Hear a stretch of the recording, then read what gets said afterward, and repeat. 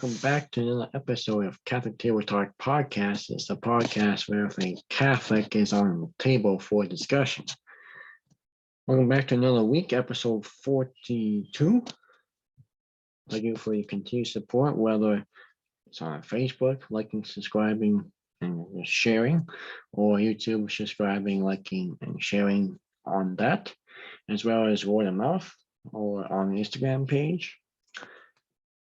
If you are a speaker or a show request that you have in mind, you want to get a hold of me, please get a hold of me in person by word of mouth, my phone number, my text message, or on the comments below here on Facebook and YouTube or the Instagram page, as well as the official email, I should say, of Catholic Table Talk, CatholicTT@gmail.com, CatholicTT@gmail.com. is the official email of Catholic Table Talk podcast. Along this week is myself. Yay, I know you guys love when I just do it. So yeah, it's it's another week by myself. But we got more guests on the way. But also, this is a very, very good topic. This has been going on and on and on for ever since Pope Francis changed the law about it, changed it. Many ideas. It's about the Latin Mass, okay? And one NFL player, which you probably have heard of him just because his team has been in the playoffs for the past 3 years in a row. He's been to 2 Super Bowls just a couple of years ago. But he's really raising a voice against what Pope Francis did to the Latin Mass, restricting it, and that kind of stuff. So we're going to read an article about it. Actually, he did an interview with EWTN a couple of years ago. You can find the link after the show down on the comments. But he did an interview with EWTN about just mostly about his Catholic faith. But now he's starting to use his voice to speak out against the new guidelines and new restrictions on the Latin Mass that Pope Francis did. So his name is Harrison Butler, who is the place kicker for the Kansas City Chiefs. So he speaks out in defense of the traditional Latin Mass. So this is from the National Catholic Register. The article found down below, and I mean, which I say he's really outspoken, so he has been on a lot of media stations just talking about it.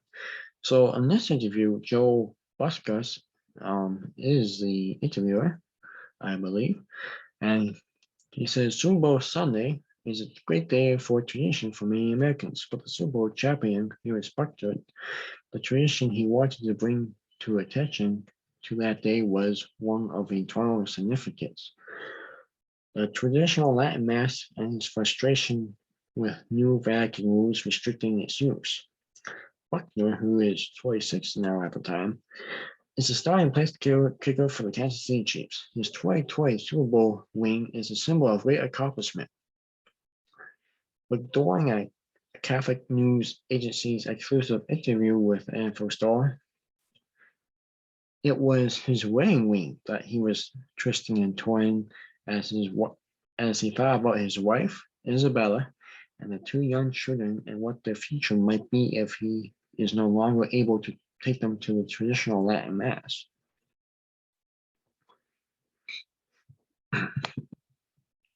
Buckner hasn't been shy about discussing his Catholic faith, which is great. No one should be. That's what Jesus tells us to do, is to not hide it from others. In a 2019 interview with EWTN, like I mentioned, he spoke about how the reverence and rigor he found in the traditional Latin Mass played an instrumental role in his reversion into Catholicism while he was attending college at Georgia Tech. You can watch the segment below. You can watch the segment in the video below once the show has ended. Most recently, Buckner's faith has been put to the test. In July 2021, Pope Francis issued a moral proprio called the Triodorus Custos that imposed new corbs on when and where the extraordinary form of the Mass using the pre-Vatican II Roman Missal of 1962 may be used. The Pope cited his desire to unify the Church as one of the main reasons for his editing. Yeah. A subsequent Vatican document issued further restrictions on using the Old Latin Missal for baptisms, confirmations, and other sacraments. Buckner spoke to CNA, otherwise, like I said, known as Catholic News Agency, prior to a Super Bowl celebration hosted by the Novus Clothing Company in Saratoga, New York. Buckner, who has a partnership with the brand, was a center of attention for much of the night at the Saratoga National Golf Club. Instead of talking about football and clothing, though, he was preferring to focus on the Latin Mass restrictions. So I guess, okay, so this is when he was at the golf club in Saratoga, New York. Why are you speaking out about the restrictions to the traditional Latin Mass? I think God has definitely given me a platform. He's given me a voice for a lot of people that are able to voice their opinions. And you hear that a lot. It could be in church, like Harrison's talking about. It could be in politics. It could be, I said, church, like abortion, that kind of thing. Someone uses the voice for people that aren't able to. I put so much into being the best kicker I can possibly be, and for whatever reason, God has allowed me to continue to be successful as a kicker. So I'm thankful for that. My success in football has given me a prestige, and I feel a responsibility to raise awareness to different issues that I think God wants me to bring to the forefront. And the traditional Latin Mass is definitely one of them. It's an issue that I'm passionate about again, and I feel I need to bring a voice to a lot of people who are frustrated, who they feel like they're outcast, who don't have the outlet to say anything. I feel like I can be a voice for all those who feel like they are being persecuted for the love of the traditional Latin Mass and its sacraments. And I said, you use the word persecute. Is that how you really feel? And Buckner says, I do. I feel like I'm almost not welcome in the church for wanting to go to the Latin Mass and for wanting to have a traditional confirmation for my children. I feel like I'm a lesser than Catholic and not part of the church because I want to attend the traditional rite.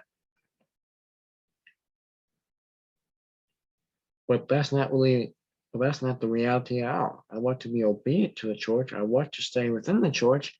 It seems like I'm getting persecuted just because I have a love for the traditional white. And that white is getting taken away, unfortunately, which is very sad. And I know it's not just Harrison Buckner, there's a lot of people who don't like it being taken away. Take my friends over at Motion Most Powerful Leo, they all agree with it. Father Walkie on Reverend Leo does it, I believe, as well. I think most of your hard, like really great, good Catholics aren't. Let's put it that way.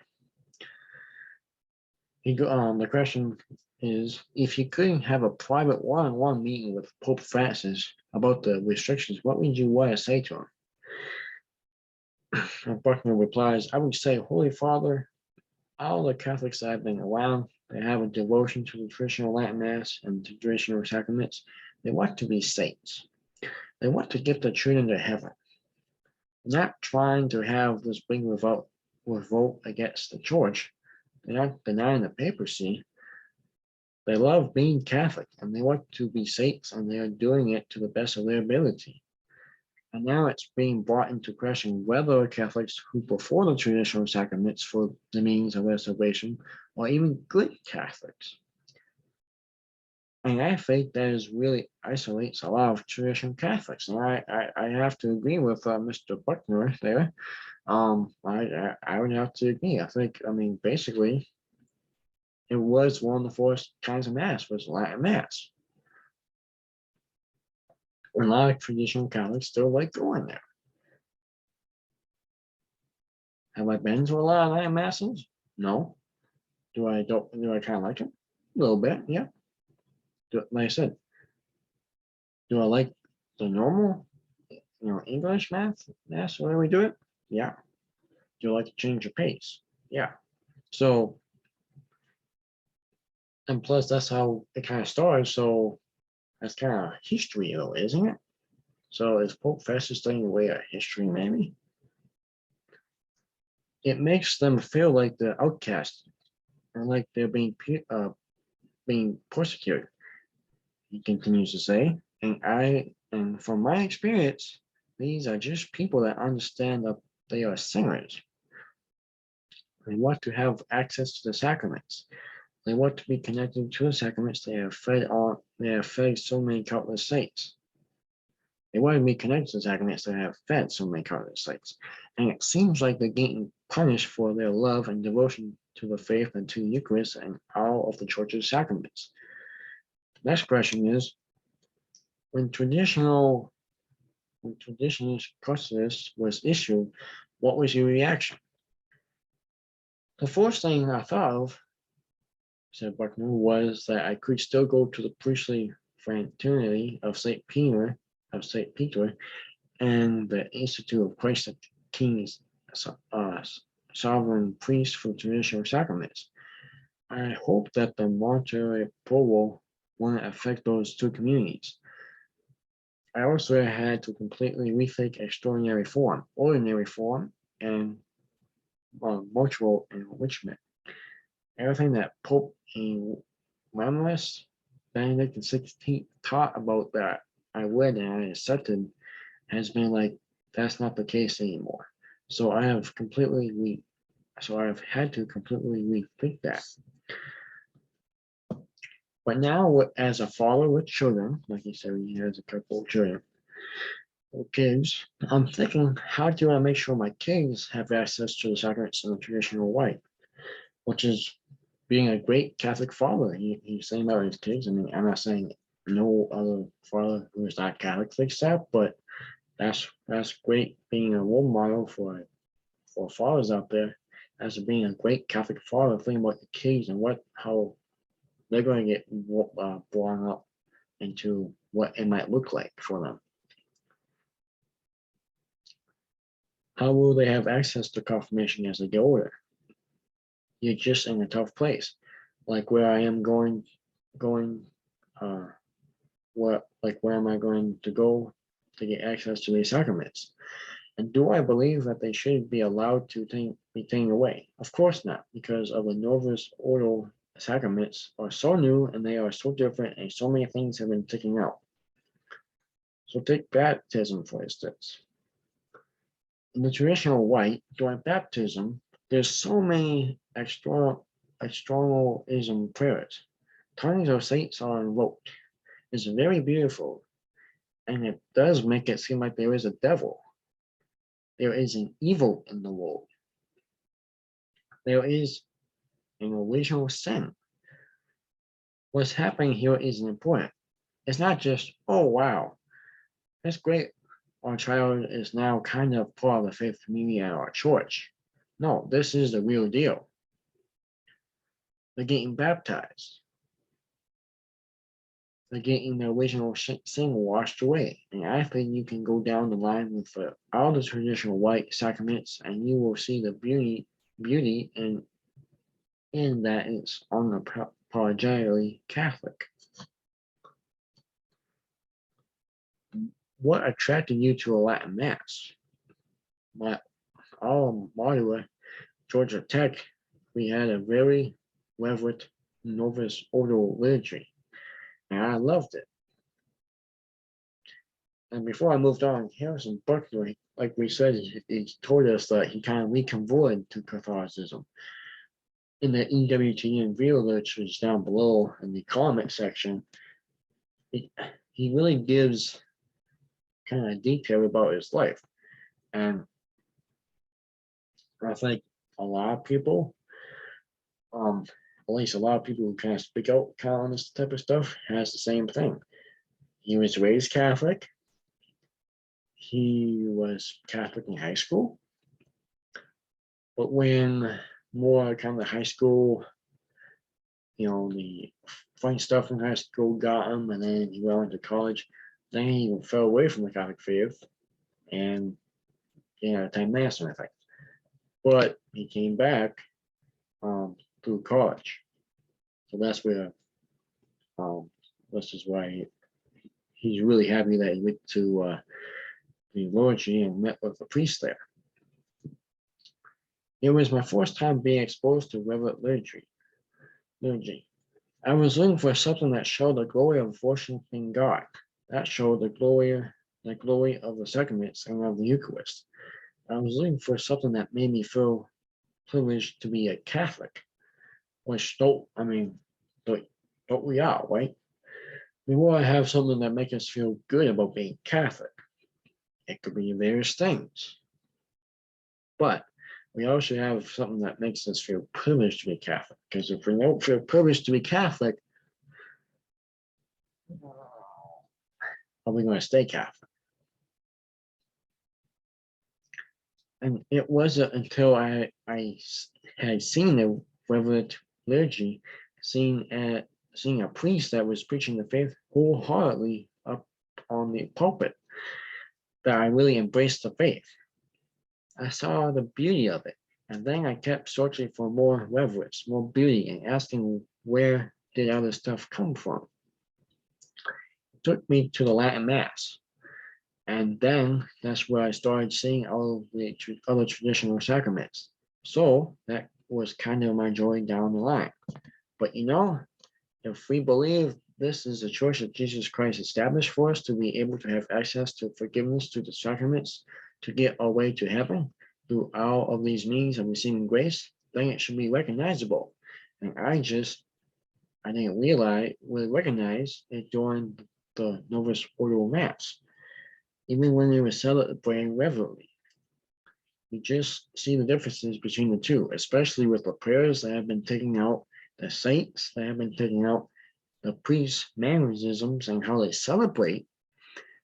All of these things were just removed, and it doesn't seem like it was an organic development at all. It just seems like a complete rupture of what the woman White was able to develop into. So again, he's just talking about how he enjoys Latin Mass, how much more relevant it seems to him. It's not Novus Ordo, I believe I pronounced it that way, which also means the new order of the Mass. And that's always been here for since 1965, which you look on the year, you might say, wow, Jesus, it's been there for a while, but not as long as the traditional Latin Mass has been here. Yes, 1965 was quite a few years ago, but like I said, it was first of all, it was the traditional Latin Mass. Next question is, you believe that the Latin Mass is bringing young people back into the church? How so? Which I've seen a lot of this on YouTube. There's a couple of videos. I believe Pitts and Aquinas on there. Really great stuff. He says sections about it, about why young people are going to traditional Latin Mass, which kind of catches my eye too, because it's like, okay, well, which is great, but why are they going back? And Harrison says, I wholeheartedly do. I think we live in confusing times. I think the culture is changing rapidly, and the traditional Latin Mass is so cultural that I think it really enhances and niches a lot of young people who are looking for answers. to looking for happiness. And for me, I found happiness in embracing the faith offered in the Catholic Church. I felt like I wasn't able to embrace it until I saw it completely exposed in the light. I knew that I discovered authentic Catholicism, and I found that at the traditional Latin Mass and traditional sacraments, and I think a lot of young people have found that as well. Young people are looking for answers, and they want to be confident and excited about the Catholic faith, which is great. I mean, that's how the Catholic Church keeps going. Is if we have more converts, more people who convert, I should say, and have lots of young people who want to learn about the Catholic faith, that is great for the church. And that's the way we should be. We should be excited about the Catholic faith. If we're Catholics, because why are we Catholics then if we're not excited about it? They just need to know what the faith is, and it's so clear for them to see that in the traditional Latin Mass and with the traditional sacraments and with the traditional resources, all these things that are unapologetically Catholic, they aren't afraid to say that they are cultural, but that express what we truly believe as Catholics, which is great. This is what we really truly believe as Catholics. That's nice. That was well said. Because it is cultural. I'll put that into words, but just one. Because it's universal. It's all over. Everyone is Catholic. It's not just one cultural who is Catholic. It's everyone in the world. It doesn't matter what race, gender, or it's everyone. Okay. How did you get into altar serving at the Latin Mass? What's the difference between altar serving at the Latin Mass and at the Novus Ordo? Excuse me. So, in the video that you will watch in the interview, he is serving Latin Mass, which is great. He's not just serving it when he can, or I'll let someone else do. No, he's up there, serving it a lot, which is great. People often ask us, are you guys going to quit serving, or you got to keep continuing? Because you guys do, a good job. Are you going to continue? And we're like, yeah, we love to do it. It's not, we have, my brother and I have a sort of Latin Mass before, but for the New Order Mass, we really love doing it. And what I say, I'll probably speak on behalf of most altar servers out there, if not all of them. I got into altar serving when I was in Kansas City, and I was at a parish attending the Latin Mass, and there was no service. So I decided, having an engineering background, that I could probably pick up all the different details that are involved with serving the traditional Latin Mass, and then maybe some more boys would want to learn, because that's the thing, right? No one serves, no one really shows up, no one serves, no one walks up there, but then you have someone goes up there and serves, and they say, if he can do it, so can I. And he says, and I absolutely fell in love with it. I had a great priest friend of mine helped me, teach me, and give me different resources to learn how to serve. And then we had a lot of boys that started serving, which was a ton of fun, which I mean is. Yeah, if you serve with other servers, you kind of know them more. If you don't, or if it's a really good friend of yours, it's really cool to serve with them. Like for me, it's really cool to serve with my brother because I love him, and it's really cool to serve with him. After we were done with my training, my experience was that all the boys didn't want to serve the Orvis Nordo Mass anymore, because they loved the rigor that was involved with serving the Latin Mass and enjoyed how many different processes had to be followed. Processes had to be followed. They love the discipline. They love the challenge of it. they really fell in love with it. I served in the Novus Ordo when I was growing up, and there's some rules and guidelines, but for the most part, it's different. It's different in every parish, which is true.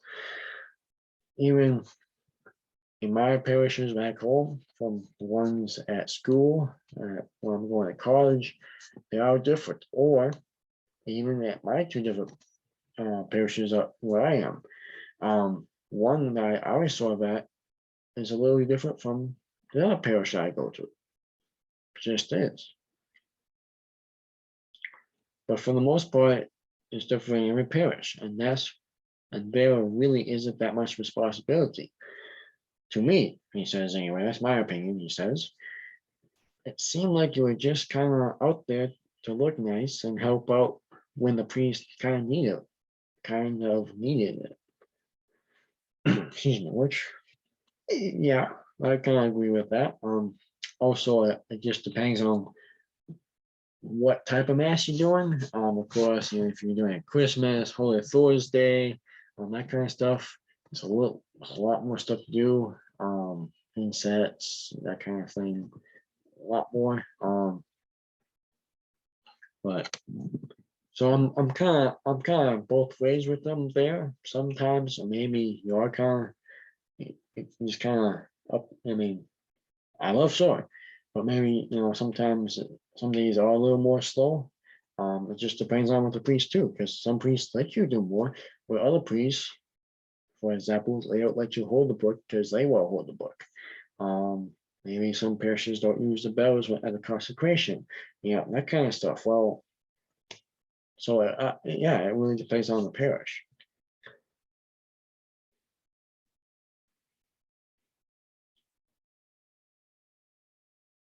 With the sort of Latin Mass, I can YouTube a random video and watch the way they're serving.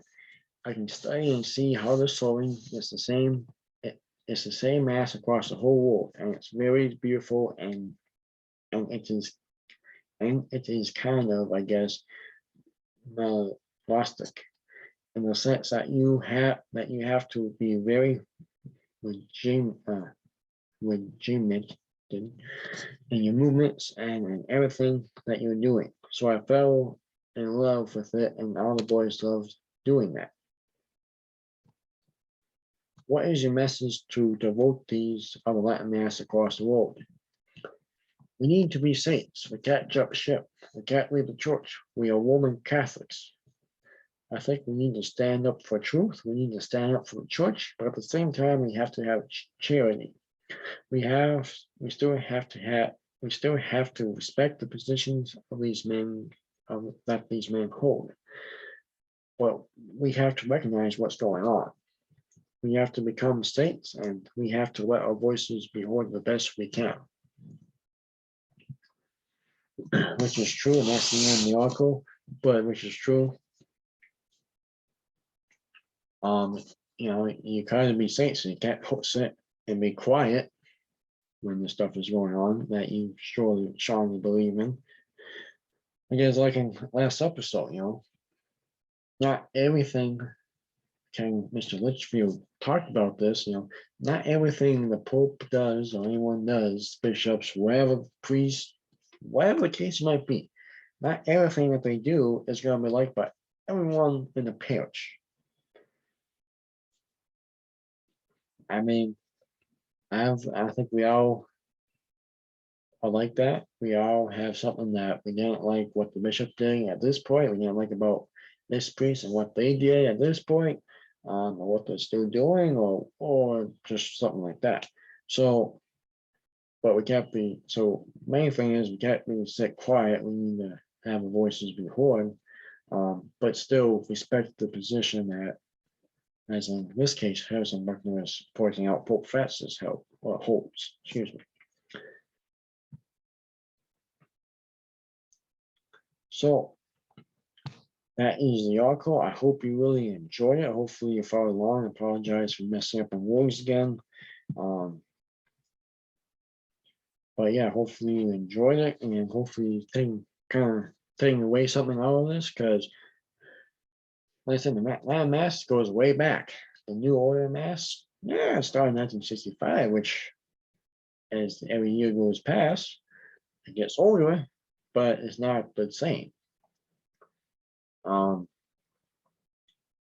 so, and maybe go to a land mass then, you know, and be safe. Stand up for the church. Be maintain your ways. Be excited about the faith. Learn about the faith. That kind of stuff. So, like I said, we'll have the videos down below and the link to the article. Really, really good. And I think it's really cool too, because like I said, he fell away from the church. Then he came back. Now he loves doing what now he loves being a part of it, which is a role model for I think a lot of people. And like I said, there's a lot of Catholic athletes out there. So I always love researching them and finding if they are Catholic or not, and what their really kind of stats is on the church. And I I really really love how Mr. Buckner put it that way. So, but that's it for this week, folks. Thank you again. Thanks for coming out with me. Hope to see you real soon next week, God willing. Same place, same time, and can't wait. So hopefully we'll bring up another great discussion at the table as I'm looking for words to say, my final 2 sets worth. We'll see you next week. God bless, God willing. At Catholic Table Talk, where everything Catholic is always on the table.